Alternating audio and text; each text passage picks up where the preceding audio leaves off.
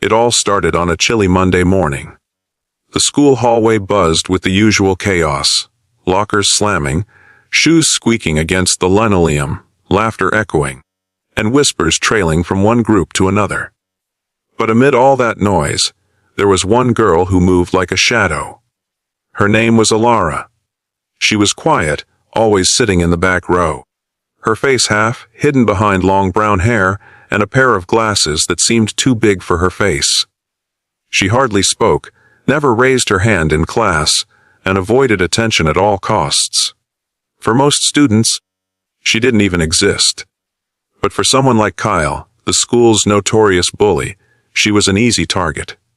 Kyle was everything Alara wasn't: loud, overconfident, and desperate to prove himself.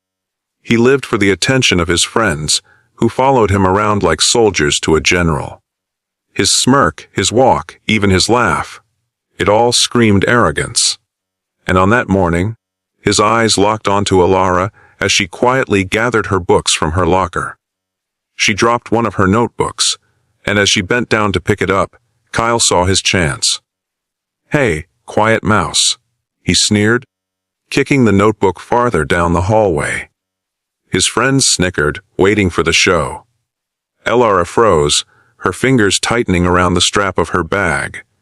She didn't respond, didn't fight back. She simply walked toward the notebook, her steps steady but her face pale.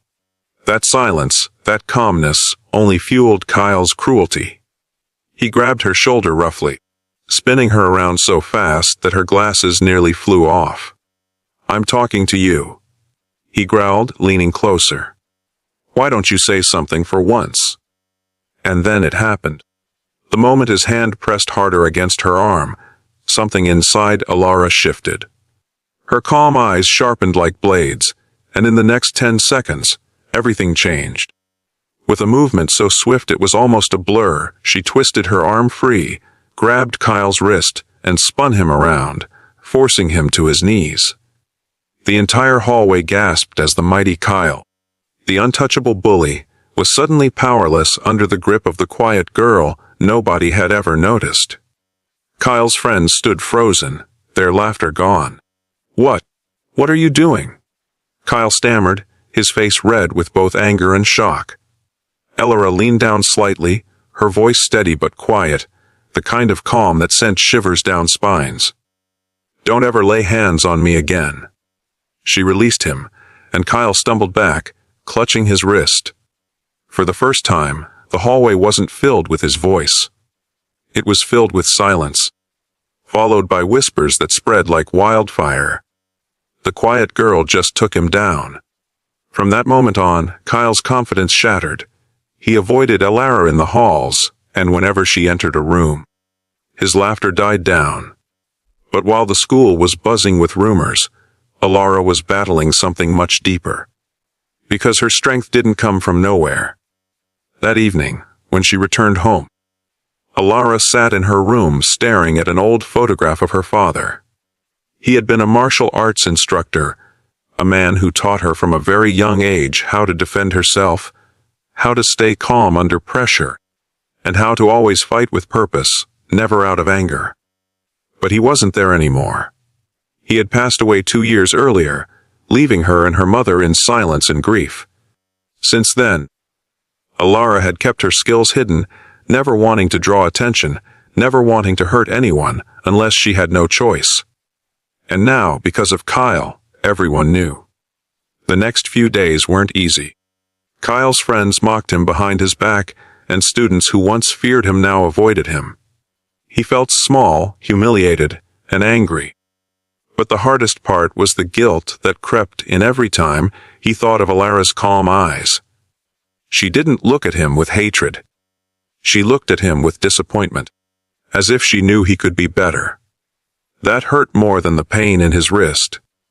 One afternoon, when the school day ended and the courtyard was nearly empty, Kyle spotted Alara sitting on a bench, sketching quietly in her notebook. He hesitated, his pride screaming at him to walk away. But something in him refused to. For once, he sat down beside her without a smirk, without his gang of friends. I wanted to say I'm sorry," he muttered, staring at the ground. I shouldn't have touched you. Or messed with you. Or anyone. Really? Alara closed her sketchbook and looked at him. Her expression wasn't angry. It was calm, the same way it had been in the hallway. Why do you do it? She asked softly. Kyle swallowed hard. No one had ever asked him that. Because if I don't, people won't notice me. At home, it's like I don't exist. My dad only talks to me when I mess up. And my mom, she doesn't care at all. So, at school I figured being feared is better than being invisible. Alara's gaze softened. She understood more than he realized. You don't need to hurt people to be seen. You just need to decide what kind of person you want to be remembered as. Her words hit him harder than her grip ever had. From that day on, Kyle changed. Not overnight, not perfectly, but slowly. He stopped picking on the quiet kids. He tried speaking up in class without mocking others. He even apologized to those he had hurt before. It wasn't easy, and some students still laughed at him, but little by little, the image of the arrogant bully began to fade. And Alara, she didn't fade back into the shadows.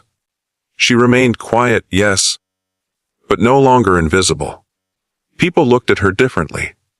Not just with respect for what she had done to Kyle, but with admiration for the strength she carried without showing off. The story of the quiet girl who stood up to the bully spread across the school like legend, but for Alara and Kyle, it wasn't just a story. It was a turning point. Because sometimes, it only takes 10 seconds for a person to regret everything, and for another to remind them that change is possible. And that day, in a school hallway filled with whispers, a quiet girl taught a loud boy the loudest lesson of his life, that true strength doesn't come from hurting others. It comes from choosing kindness, even when you have every reason not to.